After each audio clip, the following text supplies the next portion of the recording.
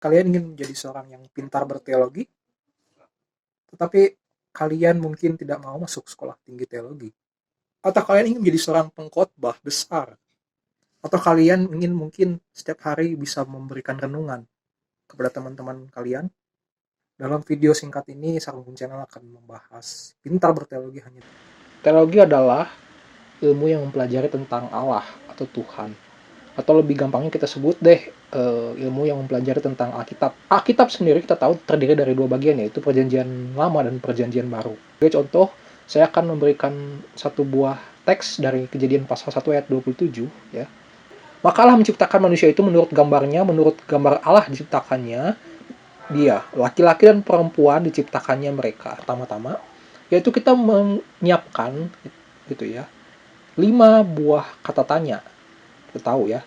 Yang pertama adalah apa, siapa, kapan, di mana, dan kenapa. Nah, untuk apa sendiri ini bertanya tentang peristiwa yang sedang terjadi. Nah, jadi apa sih peristiwa yang sedang terjadi? Nah, ini kita bisa lihat di dalam judul perikop. Kita tahu ya, di pasal pertama ini judulnya adalah Allah menciptakan langit dan bumi serta isinya. Nah, kemudian selain judul perikop, kata tanya apa ini juga bertanya tentang kata-kata yang penting dalam ayat ini. Kejadian 1 ayat 27 ini, apa sih kata-kata yang penting di sini? Yaitu kata-kata yang sering diulang-ulang. Nah, teman-teman, yang diulang-ulang di sini adalah tentu menciptakan. Allah menciptakan. Kemudian yang kedua adalah diciptakan menurut gambarnya. Kedua adalah tentang siapa atau who. Nah, siapa ini berbicara tentang pelaku yang sedang kita baca di teks ini, dan juga objek, ya, pelaku dan objek. Nah, siapa pelakunya? Tentu pelakunya adalah Allah, ya, yang menciptakan, dan objek adalah manusia. Tiga adalah tentang kapan atau when. Nah, di dalam ayat ini, Kejadian 1 ayat 27, kita tidak menemukan Alkitab mencatat kapan penciptaan manusia, ya, kapan Allah menciptakan manusia. Tetapi kalau kita bisa menemukannya di ayat-ayat selanjutnya, ya. Nah, kalau tidak ditemukan di ayat-ayat selanjutnya, maka teman-teman harus membaca terus perikop ini sampai habis. Kalaupun di perikop ini tidak ada, teman-teman lihat di pasal-pasal berikutnya, ya. Kalau masih tidak ada, berarti artinya kitab ini tidak memberitahukan kapan pastinya, gitu ya. Lalu bagaimana kita bisa tahu kapan ini terjadi?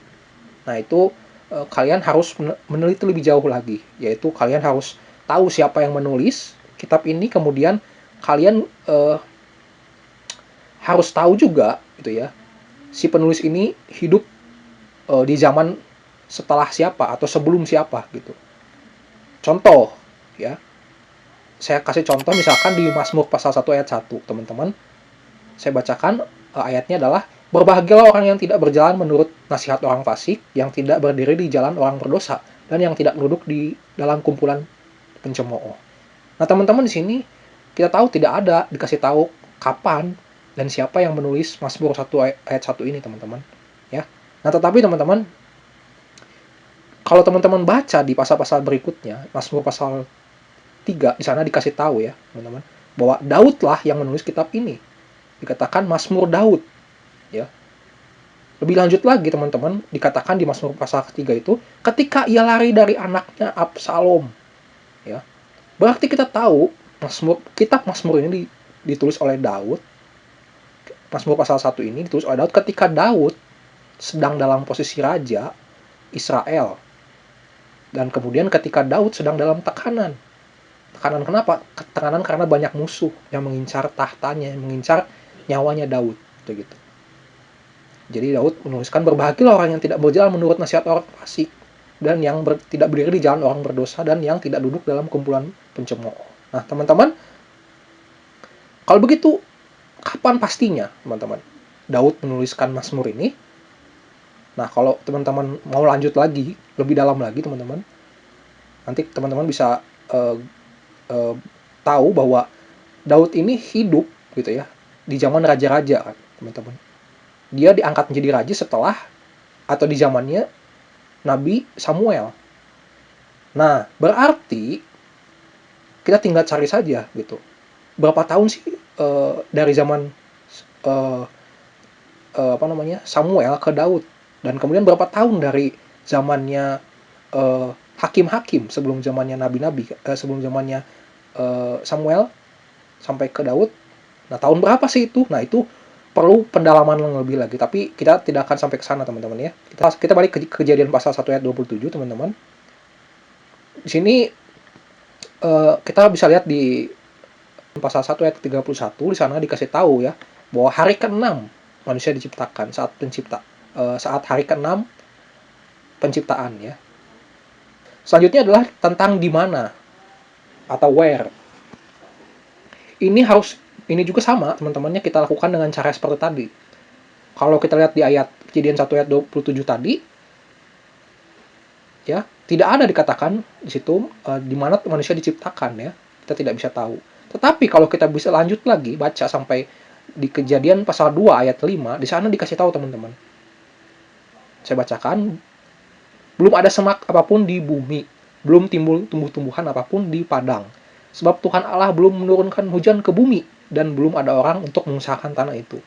Tetapi ada kabut naik ke atas dari bumi dan membasahi seluruh permukaan bumi itu. Ketika itulah Tuhan Allah membentuk manusia itu dari debu dan tanah dan mengembuskan nafas hidup ke dalam hidungnya. Demikianlah manusia itu menjadi makhluk yang hidup. Nah, kata-kata yang sering diulang, teman-teman, di sini adalah bumi. Jadi jelas manusia diciptakan di bumi, bukan di luar angkasa, teman-teman ya. Ke pertanyaan selanjutnya, mengapa? Mengapa sih? Nah, mengapa ini adalah untuk mengetahui latar belakang kejadian yang ingin kita ketahui. Ini sebagai tambahan, teman-teman ya. Jadi misalkan saya nih, teman-teman, ingin meneliti di Kejadian pasal 1 ayat 27 itu tentang kenapa sih Allah menciptakan manusia itu menurut gambarnya gitu ya. Nah, ini itu tujuannya untuk membantu saya menggali lebih dalam lagi, teman-teman, tentang ayat ini. Nah, jadi saya bisa menjawab tentang kenapa Allah menciptakan manusia menurut gambarnya itu di ayat 26 saya temukan, teman-teman. Di atasnya, teman-teman ya. Yaitu adalah manusia harus menguasai atas ciptaan-ciptaan Allah yang lainnya. Kesimpulannya adalah Allah menciptakan manusia menurut gambarnya agar manusia dapat menguasai isi bumi dan selanjutnya dapat menentukan jalan hidupnya sendiri untuk taat atau tidak kepada Allah. Pertanyaan terakhir, bagaimana atau how, teman-teman? Ini adalah tentang menceritakan atau menggunakan bahasa sendiri. Kita lanjut ke aplikasi, teman-teman. Nah, ini bagian terpenting karena firman Tuhan bukan hanya untuk diteliti atau digali, tetapi adalah untuk kita hidupi sehari-hari, teman-teman. Ya, kita lakukan kehidupan sehari-hari. Jadi, yang pertama adalah saya harus mengucap syukur menolong orang. Ya, saya harus memberitakan berita yang bahagia ini kepada orang-orang yang belum mendengar supaya mereka jadi juga sama-sama menjadi bersih seperti saya. Kenapa saya berkesimpulan seperti ini, teman-teman? Saya sadar bahwa kita manusia itu diciptakan segambar dan serupa dengan Allah. Artinya apa, teman-teman? Kita pada mulanya adalah sama. Tidak ada yang beda, teman-teman ya. Pada mulanya, pada awalnya sebelum kita jatuh dalam dosa. Nah, tetapi ketika kita jatuh dalam dosa, teman-teman, ya, kita pun juga sama, adalah sama-sama makhluk yang kotor di hadapan Allah, gitu. Tadinya kita makhluk yang bersih di hadapan Allah, sekarang kita sama-sama kotor di hadapan Allah. Nah, tetapi teman-teman, kabar bahagianya, kabar baiknya adalah Allah yang turun sendiri, berinisiatif, turun ke bumi dalam wujud manusia yang tidak berdosa, yaitu Yesus Kristus, mau menebus kita, mau memperbaiki komunikasi atau memperdamaikan kita dengan Allah. Sehingga kita yang sudah menerima dan kita yang mau menerima Tuhan Yesus sebagai satu-satunya Allah, maka kita statusnya sekarang sudah bersih kembali, seperti Adam dan Hawa pada mulanya. Dianggap bersih oleh Tuhan. Nah, karena saya sudah mengetahui itu, teman-teman, maka saya tidak mau diam, teman-teman. Saya harus memberitakan berita ini ke orang-orang yang belum dianggap bersih oleh Allah. Karena apa? Karena mereka masih belum mau percaya pada Tuhan Yesus. Mereka belum percaya sama Tuhan Yesus. Aplikasi yang kedua adalah tidak bisa kita pilih kasih antara orang yang ganteng misalkan, yang cantik, yang kaya, yang miskin, yang pintar, yang bodoh. Itu tidak bisa kita pilih kasih, gitu ya. Tidak bisa kita semena-mena gitu membedakan. Kenapa? Karena sudah jelas bahwa kita diciptakan segambar dan serupa pada awalnya. Kita sama-sama, dan setelah itu pun kita sama-sama berdosa, sama-sama kotor gitu. Jadi yang satu-satunya membedakan kita adalah apakah sekarang kita sudah percaya sama Tuhan Yesus atau belum percaya sama Tuhan Yesus. Itu saja yang membedakan, bukan masalah fisik gitu ya teman-teman. Nah yang ketiga adalah, jadi marilah kita berkuasa dengan bijak, mengelola alam dengan tujuan yang benar. Kenapa? Karena saya sudah tahu tadi setelah saya eh, membaca bahwa kenapa sih manusia diciptakan segambar dan serupa dengan Allah. Karena tadi kita tahu bahwa Allah menghendaki kita manusia pada awalnya untuk berkuasa atas semua ciptaannya. Pohon, burung-burung, ikan-ikan gitu, itu kita harus berkuasa.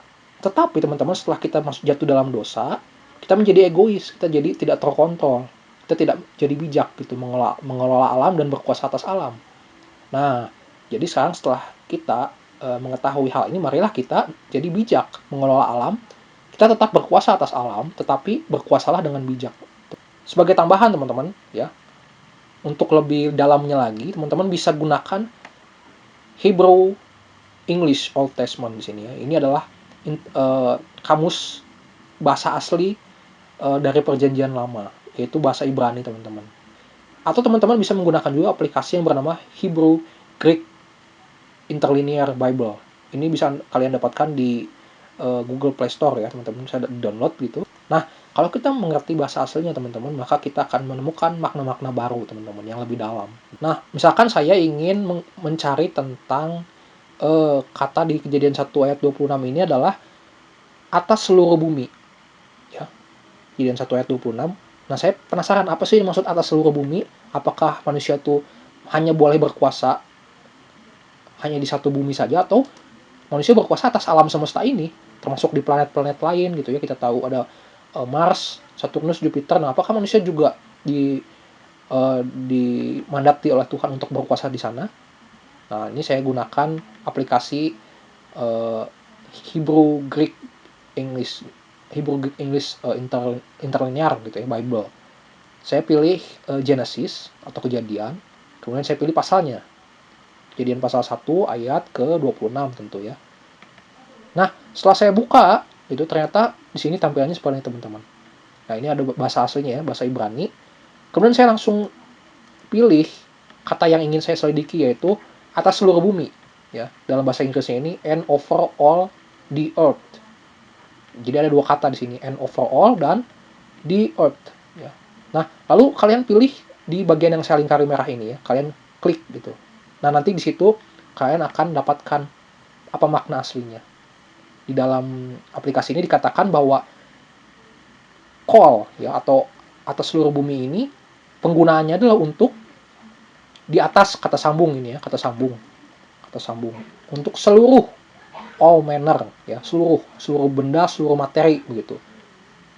Kemudian kata kedua adalah eretz. Eretz ini bahasa Ibrani dari bumi begitu ya. Nah, bumi yang di sini dikatakan teman-teman ya, bukan planet atau alam semesta teman-teman, tetapi benar-benar bumi, satu buah bumi teman-teman. Ya, seperti yang kalian lihat di situ penggunaan atau usage-nya adalah untuk common ya, country, earth, field. Jadi itu kata-kata yang menunjuk satu tempat teman-teman. Dan itu tidak asing ya di bumi kita begitu. Pada mulanya teman-teman, kesimpulannya Allah teman-teman ya menghendaki manusia hanya berkuasa atas bumi dan isinya. Kenapa? Karena Allah memfokuskan semua kebaikan, semua kasihnya itu ada pada bumi teman-teman. Jadi artinya bumi adalah tempat yang paling baik untuk manusia.